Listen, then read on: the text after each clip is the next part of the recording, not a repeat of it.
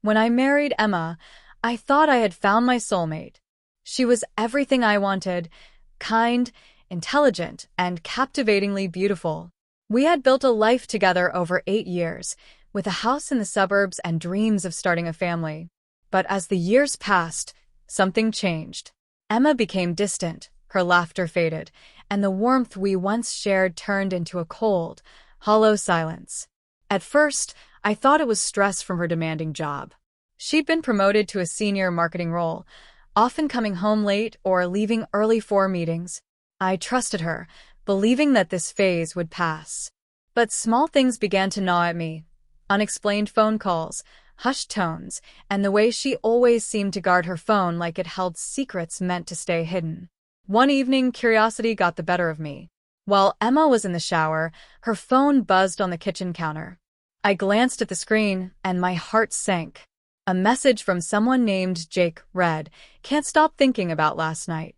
You were incredible." My hands shook as I scrolled through their conversation. Each message was a dagger to my heart. They had been seeing each other for months, meeting in hotel rooms and stealing moments I thought were mine. The betrayal was clear, and it left me shattered. I confronted her that night.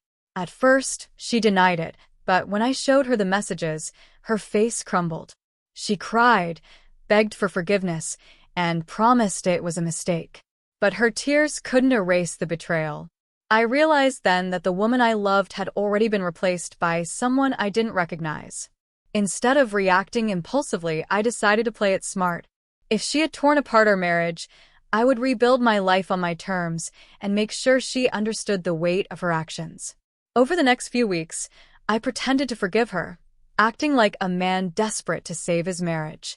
I went to counseling sessions, cooked her favorite meals, and even planned a weekend getaway for us. Meanwhile, I was methodically preparing for my exit. I consulted a lawyer to ensure the divorce proceedings would favor me. I gathered evidence of her affair, financial discrepancies, and anything else that would solidify my case. Emma had no idea what was coming. She was too busy basking in my apparent forgiveness. Emma's attempts to reconnect with me persisted for weeks after I served her the divorce papers. She left voicemails filled with sobs and apologies, emails promising she would do anything to make things right, and even a handwritten letter begging me to meet her one last time. I ignored it all. She'd already had her chance to speak, and her actions had said more than enough. Life felt lighter without her shadow looming over me. I focused on myself, hitting the gym, reconnecting with old friends, and diving into hobbies I had neglected during our marriage. I rediscovered the joy of painting, a passion I'd abandoned years ago, and even joined a local art group. For the first time in years, I felt free. Meanwhile, word about Emma and Jake's affair spread through our social circles. Friends who had once admired our marriage were now distant, unsure how to approach her betrayal. Jake's career was in tatters, and the man she had risked everything for became nothing more than a fleeting regret.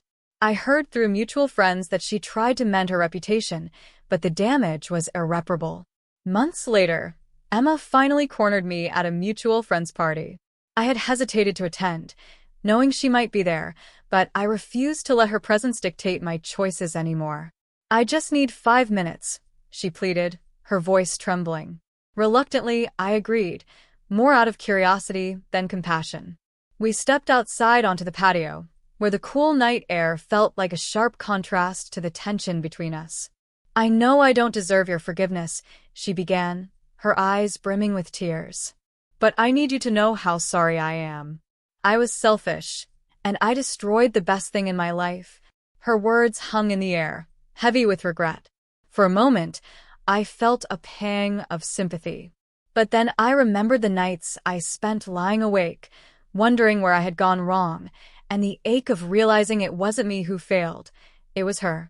"I've moved on, Emma," I said firmly. "You made your choice, and I've made mine. I hope you find whatever it is you're looking for, but it's not with me." She nodded, wiping away tears, and whispered, "I understand." That was the last time I saw her. As the months turned into years, I built a life that felt authentically mine. I opened a small art gallery, showcasing both my work and that of local artists. Through my gallery, I met Sophia, a woman who shared my love for creativity and adventure. She was nothing like Emma, grounded, genuine, and compassionate. Sophia and I married 3 years later, in a quiet ceremony surrounded by close friends and family. Unlike my first marriage, this one wasn't built on illusions or expectations. It was built on trust and mutual respect. As for Emma, I heard she moved to another city, attempting to start fresh. I don't know if she found happiness, but I hope she learned from her mistakes. Her betrayal was the catalyst for my transformation. It taught me resilience, self-worth, and the importance of surrounding myself with people who value honesty. In the end, her actions may have broken my heart, but they also set me free. And that was the greatest revenge of all. The final piece of my plan was delivering the lesson. I found out Jake worked at a rival firm and tipped off their HR department about his inappropriate relationship with a married client. The fallout was swift. Jake was fired, and his career took a nosedive. On the day I served Emma the divorce papers, I left her a letter explaining everything. I detailed how her betrayal destroyed me, but also gave me the strength to rebuild. I told her about Jake's downfall and how it was my parting gift. I ended the letter with a simple message. You broke my heart, but you taught me to value myself. I hope it was worth it. Emma was stunned. She called, texted, and begged to meet, but I didn't respond. I moved on, finding peace in my new life, while she was left to face the ruins of hers. Her betrayal was a lesson for both of us. For her, it was a stark reminder of the cost of deceit. For me, it was the realization that sometimes the ultimate revenge is simply taking back control and refusing to let the pain define you. Life had a way of surprising me, even after I thought I had closed the chapter on Emma. Years later, I found myself at an art exhibition in New York, one that Sophia had encouraged me to attend. It was a high-profile event showcasing renowned and emerging artists alike. My gallery had grown considerably, and attending these events was both a passion and a professional necessity. I was admiring a piece, a striking abstract painting that seemed to pulsate with emotion, when a voice behind me said, "Beautiful, isn't it?" I turned to see Emma. She looked different, older, but still carrying that same magnetic presence. Her hair was shorter, streaked with hints of gray, and her expression was softer, as if life had humbled her. For a moment, neither of us spoke, the weight of our shared history hanging between us. I didn't expect to see you here, I said finally, keeping my tone neutral. I could say the same, she replied, a faint smile tugging at her lips. I didn't know you'd pursued art so seriously. I always thought it was just a hobby. It was, I said. But I found it gave me purpose when I needed it most. Her eyes flickered with understanding, and she nodded. I heard about your gallery. It's amazing what you've built. Thank you. We stood in silence for a moment, both staring at the painting. How have you been? She asked hesitantly. Good, I said simply. Life's been kind to me.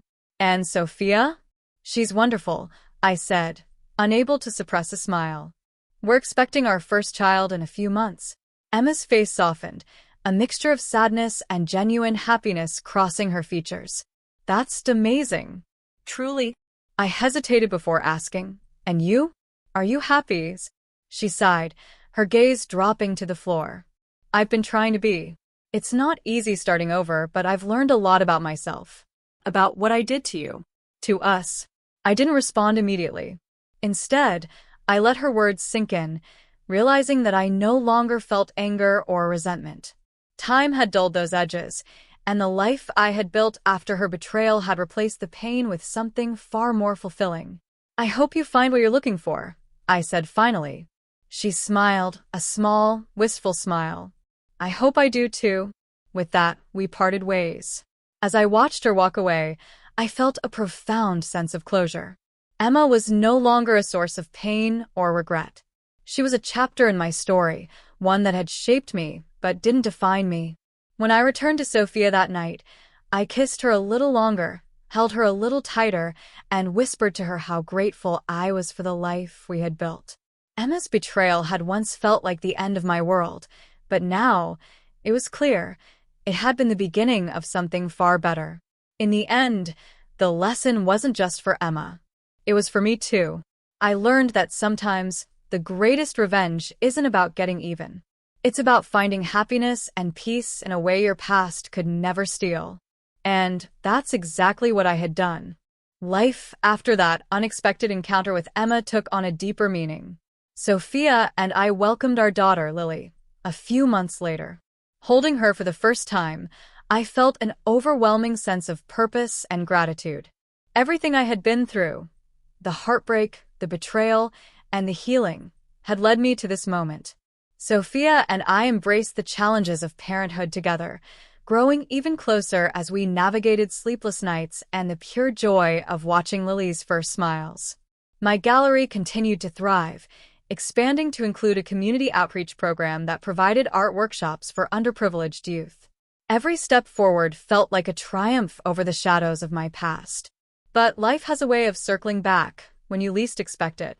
2 years after that chance meeting with Emma at the gallery, I received an unexpected email. It was from her. The subject line read, "Thank you." Curiosity piqued, I opened it. *Hi. I hope this message finds you well. I've thought about whether I should reach out to you for a long time, and I finally decided I needed to. Not to ask for anything, but to express something I never properly did. First, I want to congratulate you on your daughter. I saw a post about her on the gallery's page, and she's absolutely beautiful. You deserve every bit of happiness you've found. Second, I want to thank you. Not just for the years we shared, but for the way you handled things after everything fell apart. Your dignity, even in the face of my betrayal, taught me more about integrity and strength than I ever knew. It forced me to look at myself and the choices I made. I've spent these years working on becoming a better person, though I'll always carry the regret of how I hurt you. Lastly, I wanted you to know that I've found a sense of peace. I've been volunteering with a nonprofit that helps women rebuild their lives after personal crises. It's given me a sense of purpose I didn't have before. In some strange way, your strength inspired me to find my own. I wish you and your family nothing but the best. You deserve every bit of it. Emma. I stared at the screen for a long time. Her words stirred something in me. Not love or longing, but a quiet acknowledgement of how far we had both come. Her reaching out wasn't an attempt to rekindle anything. It was her way of closing the book on our shared story with grace. I didn't reply immediately. I took my time to reflect, eventually drafting a short response. Emma. Thank you for your kind words. I'm glad to hear you've found purpose and peace. Life has a way of teaching us lessons in unexpected ways, and it sounds like we both learned a lot from our past. I wish you happiness and fulfillment in all that lies ahead. Take care. Ryan. Hitting send felt like releasing the last thread that connected us. There was no anger, no lingering pain, just two people who had moved on and grown in their own ways. That night, as I tucked Lily into bed, Sophia came up behind me, wrapping her arms around my waist. "You okay?" she asked, sensing the introspection in my silence. I turned to her, kissing her softly. "More than okay," I said. "I'm exactly where I'm meant to be." And I was. Because sometimes, the best revenge isn't revenge at all. It's living a life so full, so vibrant, that the shadows of the past fade into insignificance. I had built a life of love, purpose, and joy, and that was a lesson Emma and I both carried forward.